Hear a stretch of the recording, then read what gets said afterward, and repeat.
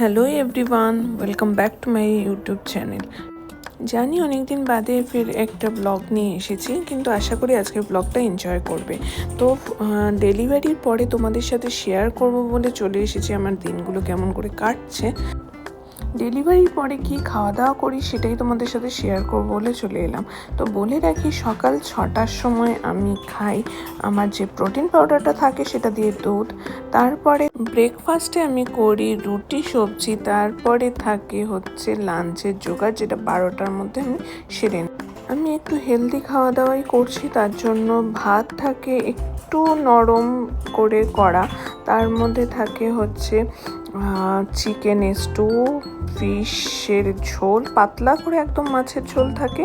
তো এইগুলোই আমি খাওয়া দাওয়া করি, তার সাথে একটু সবজি রাখি, একটু শশা রাখি। কোনো দিন আমি সাবুর পায়েসও খাই সকালবেলা। তো যেদিন সাবুর পায়েস খাই সেদিন আমি প্রোটিন পাউডারটা খাই না। তো এই দিনটা ছিল আমার মেয়ের ষষ্ঠী পুজোর দিন। তো দেখতেই পাচ্ছ সবাই চলে এসেছে ওই বাড়ি থেকে, মানে আমার শ্বশুর বাড়ি থেকে সবাই চলে এসেছে। ওকে স্নান করানোর পরে একটা নতুন জামা পরানো হয়েছে, এখানে পুজোর জোগাড় চলছে, পুজোয় আমরা বসেছিলাম। তো যেটা বলছিলাম, ডেলিভারির পরে আমি ঝাল ছাড়া খাওয়া দাওয়া করছি, কিন্তু খাবার দাওয়ারটা সব কিছুই থাকে শুধু হেলদি প্রসেসে।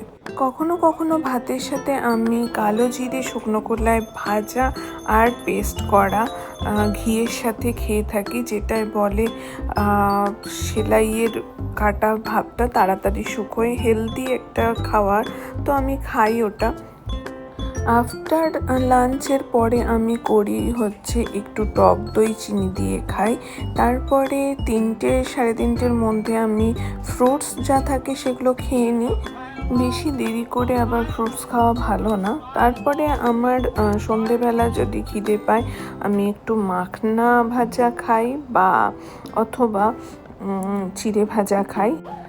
রাতে আবার রুটি সবজি খেয়ে নিই বা মাছ থাকলে মাছ খাই। তো তোমাদের বলে রাখি, এই দিনটা যেহেতু পুজোর প্রোগ্রাম ছিল সেহেতু মেনুটা একটু অন্যরকম ছিল। মেনুতে ছিল ফ্রাইড রাইস, কাশ্মীরি আলুর দম, চাটনি, পাঁপড়, রসগোল্লা। ষষ্ঠী পুজো শেষ হওয়ার পরে খাওয়া দাওয়ার পরে আমরা একটু চলে গিয়েছিলাম ডক্টরের কাছে ওর চেক আপের জন্য।